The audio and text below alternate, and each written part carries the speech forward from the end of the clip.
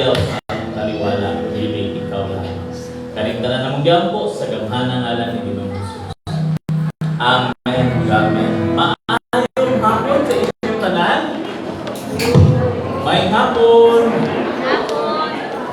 Murag dili kayo maayo ilang hapon. May hapon. Nalipay ko na naamo. Nalipay ba ka kanang tapad na karon bansa iyo? Inaday mo ha kauban ina siya nga nalipay ko nga naa ka. Okay. So ato sa Bulacan na mapahilom na ang tanan.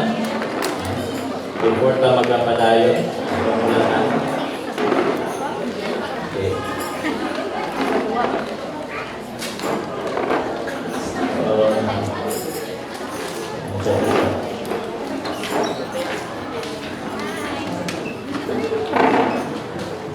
Okay. So, ano ba? Wala ko siya.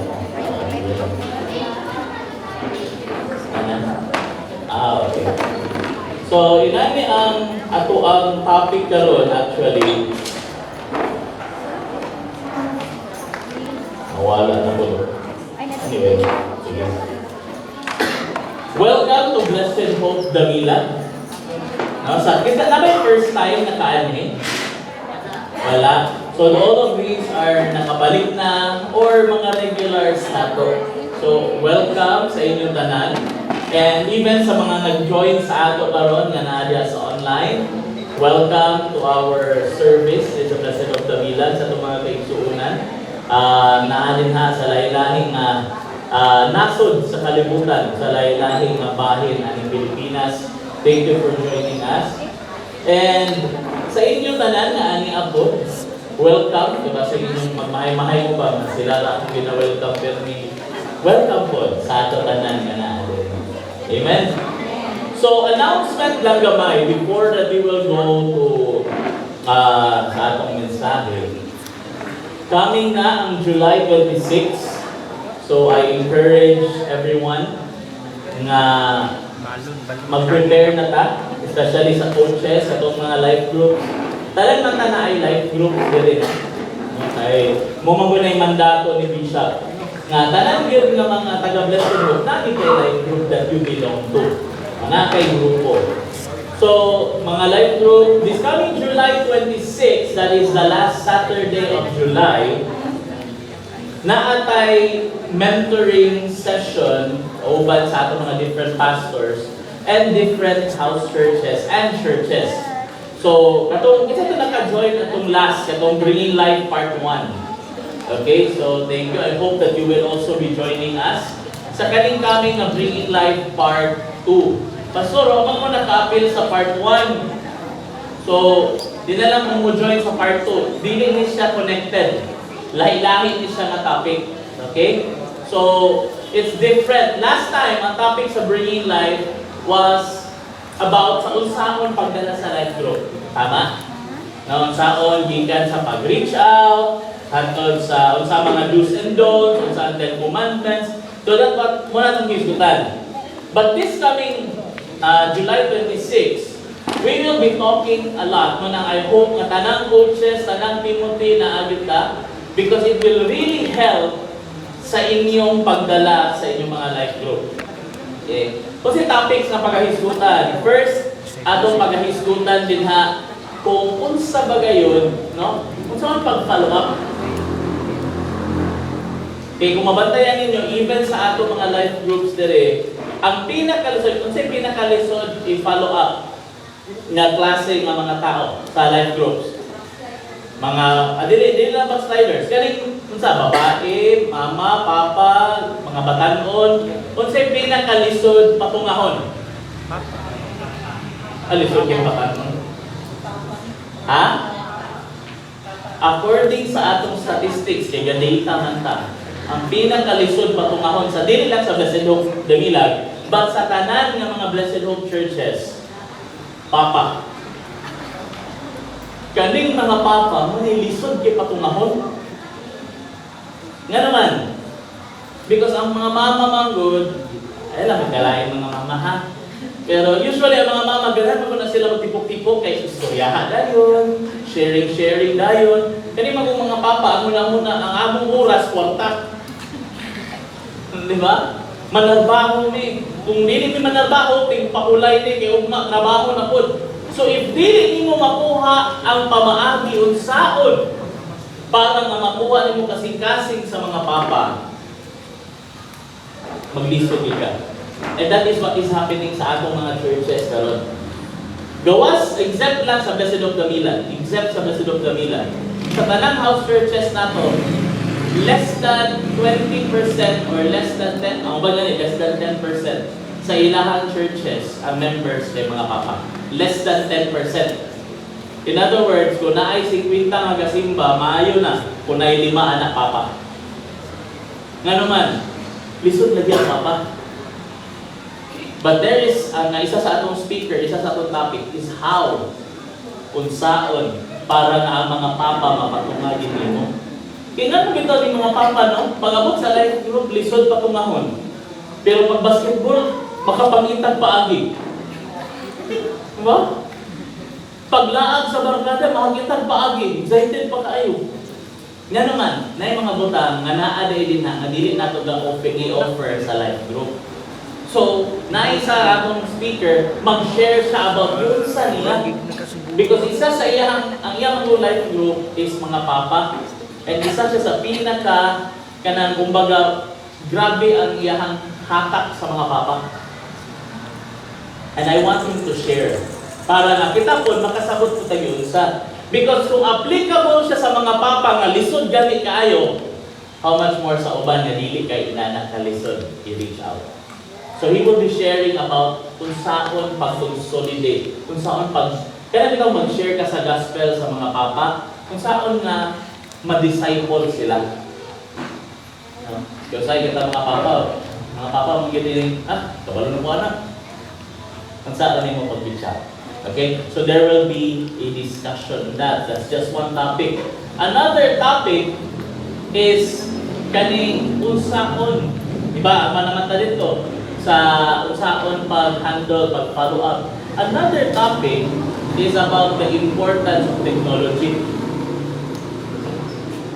Kaya kung batayan ito na to, if you notice, ang ato mga adili man sila karon, pero majority sa procedures karon lahi naman, no? Praise God, lahi na sila.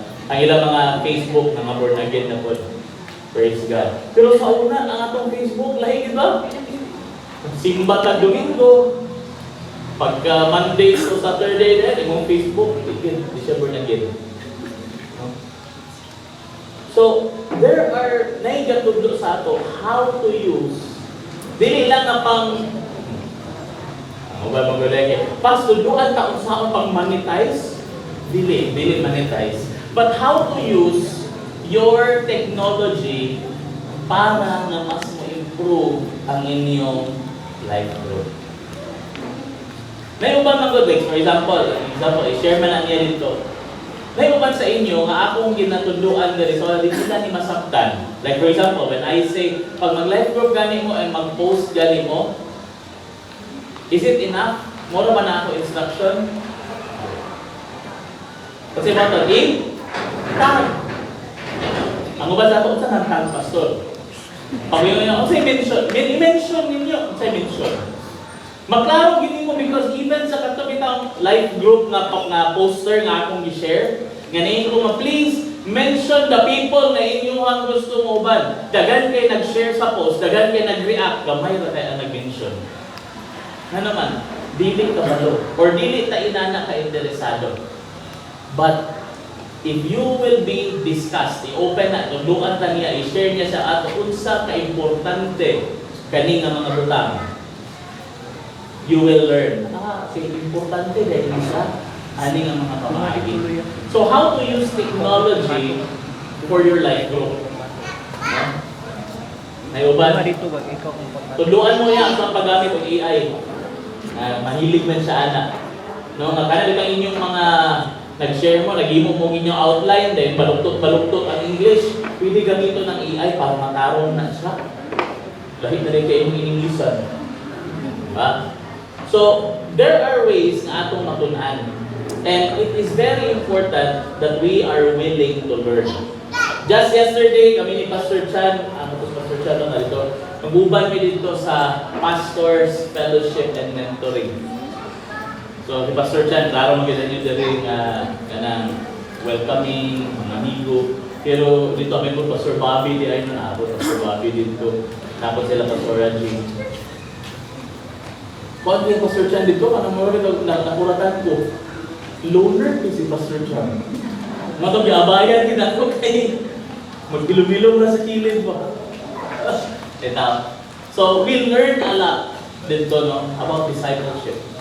Daghan minakuha, daghan po na-share ang mga katawhan. I believe si Pastor Chan, nakasayo man siya, naka-appeal siya sa sharing sa uban. And then you will see, nga daghan di ay mga churches nato, nga di pa kay sila inana ka nakasabot sa discipleship.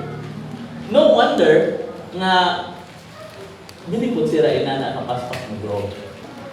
So, what we are doing is we need to grow and learn. Kami gani, at ito gani mi, mga pastor na mi, nagpa-train gani mi, nagpatudlo gani mi. Diba? So, I encourage everyone, mga pastor, ato mga coaches, Timothy, and inyong mga members. No? So, ako lang yung ibalik, nag-commit namin sa admin no? You will prepare inyong pamiliti or inyong pamaagi para makaadto mo this 26, and you will prepare lunch. Ang registration, kutob sa taga-Damilag na muadto, kami na admin ang masagot. Okay?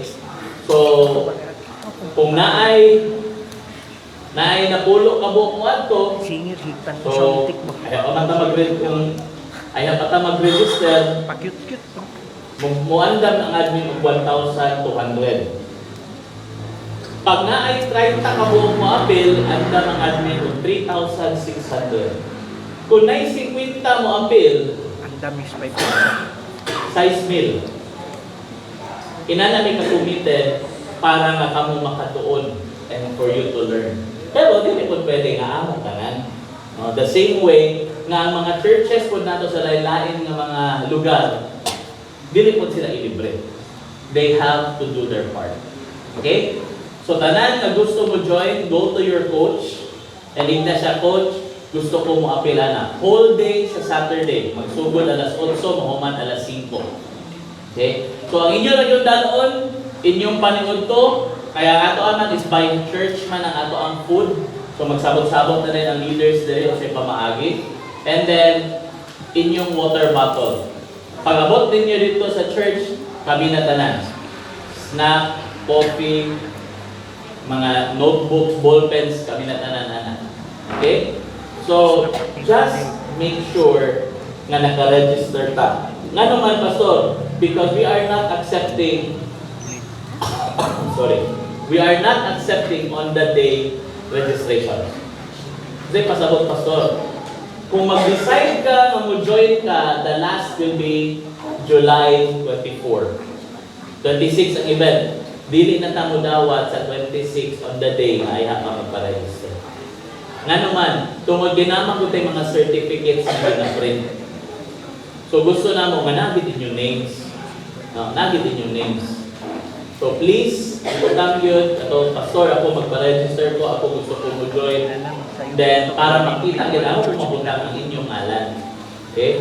So last na to nga Bringing Life, niabot ang 330. Okay? 330 ka po ang join. So we are expecting at alam niyo Bringing Life, mas dahan. Kailangan may mga local church, Daily House Church, local church nga naka-appeal atong pastors meeting gahapon, nga nag-ingon na sila na pas gusto namin ipadala ang mga leaders. So madugangan na po ang mga contacts. So I hope nga makaparegister ta ahead of time kaya para ma-plaster ang atong kits kaya naman yung kits ay hatag. Okay? So actually yung babayaran or among bayaran sa admin na tag 120 na kit ana. Dili na siya nga mulingkod lang mulito dahil mga paid na amoy kit mga dawat. So, di na mo gansi ani. Digil mo gansi. Okay? So again, I encourage everyone Sayo mo ito ba yung para makapamukhat pa tayo tayo na we could do more para sa pinarihan sa Diyos. Amen? And then, wala dito. Amen? Amen! This August 10, coming na ang ato ang anniversary. So nagka-hiskot namin sa leadership last Sunday. Ang announcement nato is this: tanan nga magsimba on that day, we will be having our anniversary. Pwede nyo invite ang inyong families. Okay? Inyong mga gusto dalon sa life groups. As long as sabutan ninyo sa inyong life coach daan o pila ka po. Kaya inyong invite, kamo na mag-prepare para sa food. Okay?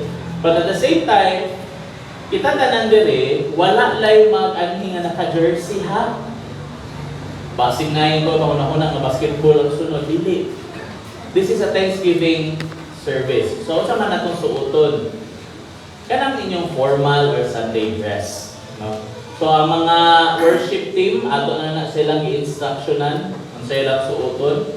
Ang mga leaders, makita ninyo nga makakuha na sila. Mag-igam-igam niya na ang panahon. Mag-igam-igam. So, nahisgutan nga mag-quote. Dili katong mga naihudi ha. Kanang quote ba sa mga dili. Kanang kung sa ato pa Amerikana. Okay? Mag-quote ang mga leaders ng mga lalaki. Ang babae, of course, formal dress. Okay? So sa inyong mga atong mga members, atong mga coaches, dili lang network coach, then pwede mo mag-Sunday attire. Okay? Ayaw lang mo pag-shorts. Kaya anniversary man. Okay? Ayaw lang po mo pagpa-anhidiri nga ipakita ninyo din yung mga sexy nga mga sanina, bitaw, mga makita din yung mga tiyan. Ayaw sa. No? Si Lord man yun. Si Lord ang atong gian. So, formal taan ang day. August 10, open siya para sa atong mga invites sa atong life groups. Amen? Ready na ba ta para maminaw sa mensahe ni Lord? Okay, marag gamay na rin ang willing, andam. Willing na ba? Andam na ka? Ignay mo tapan, andam na ako.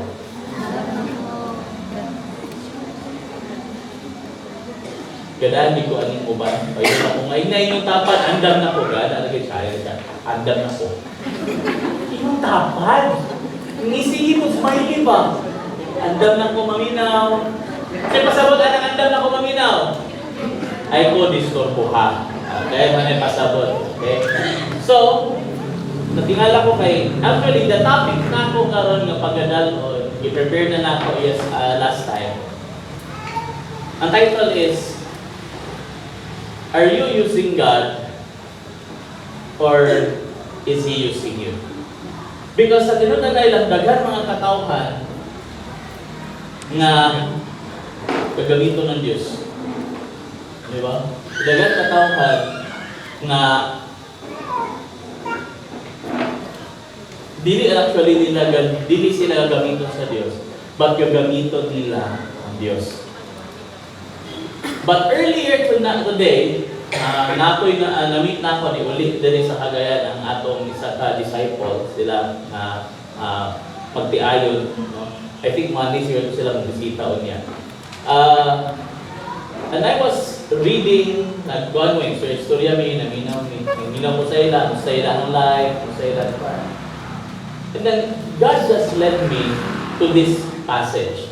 Dugay na kayo ni, familiar na kayo ni sa inyo. But I believe that there is something that God wants you and me nga makuha nato karong hapunan. Common kayo ni siya. Saka common siguro na nawali na nako ni diri last hour. Kung perfect ka gato nga apil sa mentoring na hisgutan na nako ni nga passage siguro paduha. No? Pero kung ikaw ga simbag yun or gabasa yung Bible, this passage is very common para sa inyo. So, wala na ako napulihan ang picture, no? Wala na ako napulihan ang picture.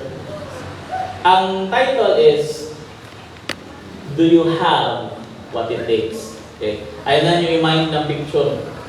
Nalahi na. Siya, pabilin. Do you have what it takes? Kung sa Bisaya pa, naa ba kanimo kung unsay